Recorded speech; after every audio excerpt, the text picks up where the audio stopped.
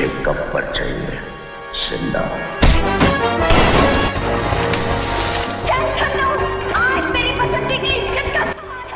नमस्कार दोस्तों, मेरा नाम है दीपक। आप देख रहे हैं Bollywood with Deepak. Sholay part 2 में आपका स्वागत है।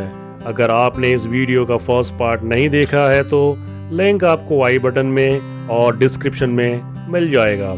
आइए अब वीडियो को आगे बढ़ाते हैं और जानते हैं बाकी के 25 फैक्ट्स जो शोले को ऑल टाइम ब्लॉकबस्टर और एक क्लासिक फिल्म बनाती है।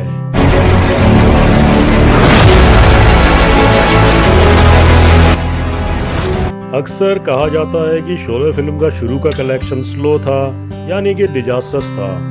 वर्ड ऑफ माउथ से फिल्म ने बॉक्स ऑफिस पर रफ्तार पकड़नी शुरू की थी, लेकिन फिल्म के डायरेक्टर रमेश सिप्पी ने इसे एक मिथ बताया।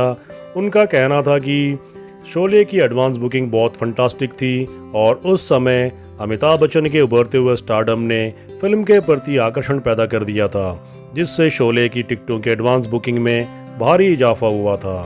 फिल्म की स्लो स्टार्ट की वजह से इसके क्लाइमैक्स में अमिताभ के मरने वाले सीन को चेंज करने के बारे में प्लानिंग की गई थी।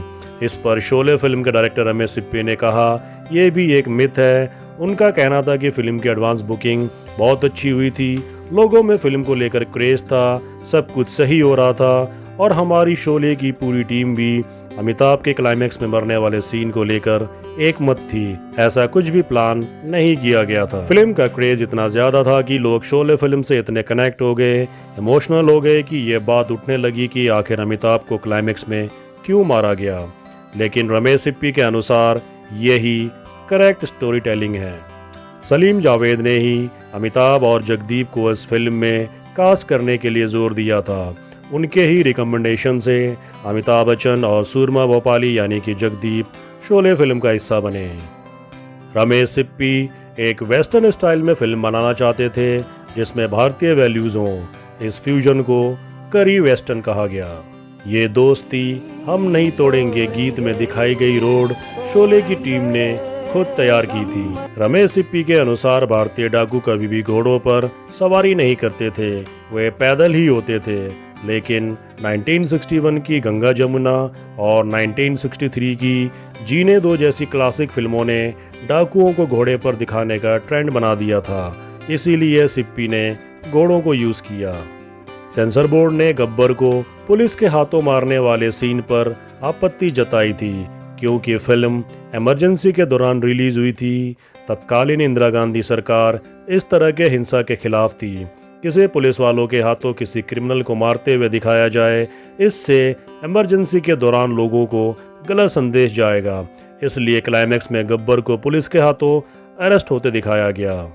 इमरजेंसी के चलते ही एक समस्या और आ गई थी कि फिल्म को 12 बजे से पहले ख़त्म करना था, इसलिए डिस्ट्रीब्यूटर्स चाहते थे कि इसके 2 कॉमेडी सीन को काटकर छोटा कर दिया जाए। ठाकुर की फैमिली की मौत का सीन फिल्माने में 23 दिन लग गए थे, क्योंकि रमेश सिप्पी साहब शाम को साफ आसमान में सीन फिल्माना चाहते थे, लेकिन मौसम की वजह से इस सीन को शूट करने में पूरे 23 दिन लग गए। आमतौर पर इस तरह का सीन एक दिन में शूट हो जाया करता है। अमजद खान का फिल्मों में ट्रैक रिकॉर्ड इतना अच्छा नहीं था। उनका जब पहली बार गब्बर के कपड़े पहनाकर ऑडिशंस लिया गया तो उनकी पतली आवाज़ को सुनकर प्रोडक्शन के लोग हंसने लगे। अमजद खान काफ़ी नर्वस हो गए थे। उन्हें अच्छे से तैयारी करके आने को कहा गया और साथ में दाढ़ी भी बढ़ाकर आने को कहा गया। अमजद खान एक बेहतरीन थिएटर आर्टिस्ट थे। थिएटर में उनकी बहुत अच्छी ख्याति बनी हुई थी। उन्होंने गब्बर के रोल को गहराई से जानने के लिए जया बहादुरी के पिता तरुण बहादुरी द्वारा चंबल के डाकुओं पर लिखी किताब अभिशप्त चंबल पढ़ी और उसके बाद उन्होंने डाकू के बिहेवियर को ध्यान से समझा और फिर उसके बाद उन्होंने ऐसा ऑडिशंस दिया और फिल्म में ऐसा किरदार निभाया कि आइकॉनिक किरदार बन गया। स्क्रिप्ट को कागज़ पर उतारना जावेद का काम था, लेकिन उनकी राइटिंग इतनी ख़राब थी कि उसको पढ़ा ही नहीं जा सकता था। वो उर्दू में लिखते थे, उसका हिंदी में अनुवाद करते थे उनके असिस्टेंट खलीश। उसके बाद उनके एक दूसरे असिस्टेंट अमरजीत, जिनका नाम था, वो एक लाइन में अंग्रेजी में सारांश लिखा करते थे। गब्बर की भाषा अवधी मिश्रित खड़ी बोली थी उसके शब्दों के चुनाव में रूखापन था। फिल्म के लेखक फिल्म में ये बताना चाहते थे कि गब्बर के सिर पर 50,000 रुपये का सरकार ने इनाम रखा हुआ है, लेकिन वो ये समझ नहीं पा रहे थे कि वो इस बात को किस तरह से दर्शाएं। अगर गब्बर खुद ये बोलेगा कि उसके सर पे 50,000 रुपये का इनाम है, तो वो एक गब्बर वाली बात या गब्बर वाली अक्कड़ उसमें नहीं दिखाई देगी। तभी उन्होंने सोचा कि ऐसा किया जाए कि ये लाइन कोई गब्बर का चमचा बोलेगा, और तब सांबा का किरदार इजाद किया गया। गब्बर का चमचा ये बताएगा कि गब्बर के ऊपर 50,000 रुपये का इनाम रखा हुआ है, और इस तरह से ये डायलॉग इसमें रखा गया। फेमस क्रिटिक्स अनुपमा चोपड़ा लिखती हैं कि गब्बर का रोल इतना ताकतवर था कि जब अमिताभ ने स्क्रिप्ट सुनी तो वो गब्बर का रोल करना चाहते थे, और संजीव कुमार भी चाहते थे कि वो गब्बर का रोल करें। स्क्रिप्ट ने इतना अच्छा रूप ले लिया था कि हर अभिनेता दूसरे अभिनेता का रोल करना चाहता था। धर्मेंद्र ठाकुर के रोल से इतने प्रभावित हुए कि वो खुद ठाकुर का रोल करना चाहते थे, और उन्होंने रमेश सिप्पी से इसकी सिफारिश भी की। लेकिन रमेश ने धर्मेंद्र को बताया कि ठाकुर का रोल करोगे तो फिर जो फिल्म की हीरोइन है वो संजीव कुमार ले जाएंगे। तब धर्मेंद्र ने सोचा कि नहीं, उन्हें वीरू वाला रोल ही करना चाहिए। असरानी को जेलर के रोल के लिए चुना गया। जावेद ने उन्हें इस रोल की बारीकियां समझाईं। सलीम जावेद ने इस फिल्म में डाकुओं की पूरी इमेज ही बदल के रख दी। इससे पहले फिल्मों में डाकू माँ भवानी की पूजा करते थे, धोती और बड़ी बड़ी पगड़ियां पहनते थे और माथे पर 4 इंच का टीका लगाते थे। सलीम जावेद ने गब्बर को सेना की वर्दी पहने हुए दिखाया। रमेश सिप्पी को चंबल के बियर्ड पसंद नहीं थे। उन्हें एक ऐसी जगह की तलाश थी जहां ठाकुर के घर से पूरा गांव दिखाई दे। रमेश ने इसकी जिम्मेदारी आर्ट डायरेक्टर राम एडेकर पर छोड़ी। इससे पहले किसी भी डाकुओं पर आधारित फिल्म की शूटिंग दक्षिण में नहीं की गई थी।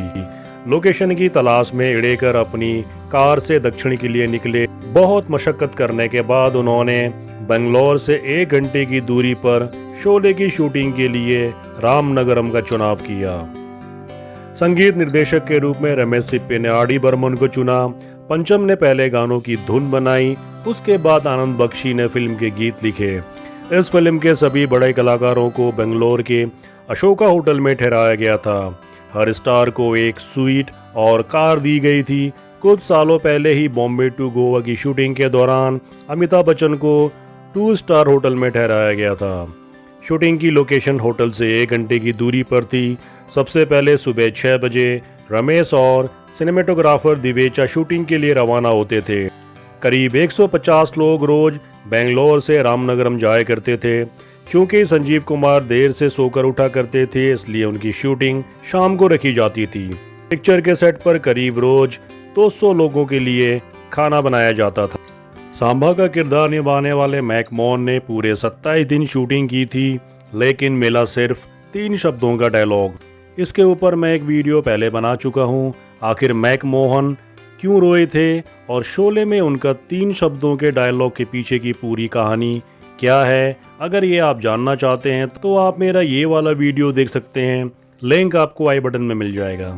5 सालों तक मिनर्वा थिएटर में लगातार चलने के बाद शोले इसलिए हटाई गई क्योंकि रमेश सिप्पी की अगली फिल्म शान रिलीज के लिए तैयार थी। लेकिन 1975 के फिल्म फेयर पुरस्कारों में शोले की पूरी तरह से अनदेखी कर दी गई थी। उसे सिर्फ बेस्ट एडिटिंग का एक पुरस्कार मिला।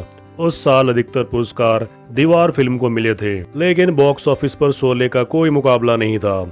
शोले ने जहां पहली बार रिलीज होने पर 35 करोड़ रुपए कमाए, दूसरे नंबर पर रही फिल्म जय मां संतोषी जिसने करीब 6 करोड़ रुपए कमाए।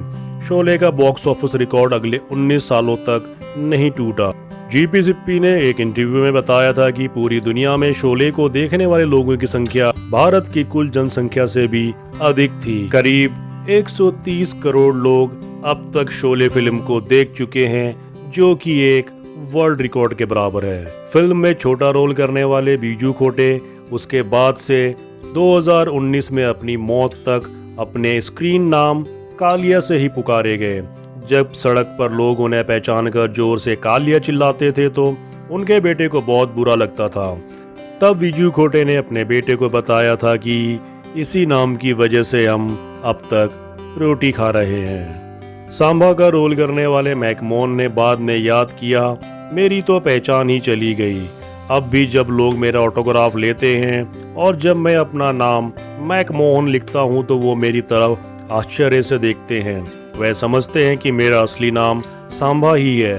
लोगों में इसके किरदारों को लेकर भी ऐसा क्रेज था। जब शोले ने डायमंड जुबली मनाई तो रमेश सिप्पी ने अपने सिनेमेटोग्राफर द्वारका दिवेचा को एक फिएट कार भेंट की थी और फिल्म के मुख्य कलाकारों को सोने के ब्रेसलेट दिए गए जिसमें एक हीरा जड़ा हुआ था। शोले फिल्म के एक्शन सीन्स आप लोगों ने ज़रूर देखे होंगे और आप लोगों को ये भी फील हुआ होगा कि इसके जो एक्शन सीन्स थे वो काफ़ी ज़बरदस्त थे, क्योंकि इस फिल्म के एक्शन डायरेक्टर थे गैरी क्रैम्पटन। जी हाँ दोस्तों, शोले फिल्म के एक्शन डायरेक्टर हॉलीवुड से लिए गए थे। गैरी क्रैम्पटन जो कि Indiana Jones, Daylight, the jungle boy और जोरो जैसी फिल्म के लिए विश्व विख्यात हैं। और रमेश सिप्पी ने अपनी अगली फिल्म शान में भी गैरी क्रॉम्पटन से ही एक्शन सीन शूट करवाए थे। तो दोस्तों, ये थे वो 50 फैक्ट्स जो शोले फिल्म को ऑल टाइम ब्लॉकबस्टर और एक क्लासिक फिल्म बनाती है। ऐसे ही अनसुने किस्सों को जानने के लिए आप मेरे चैनल को सब्सक्राइब कर सकते हैं। वीडियो में अंत तक बने रहने के लिए आपका बहुत बहुत शुक्रिया। आप देख रहे थे बॉलीवुड विद दीपक। खुश रहें, सलामत रहें, टेक केयर दोस्तों।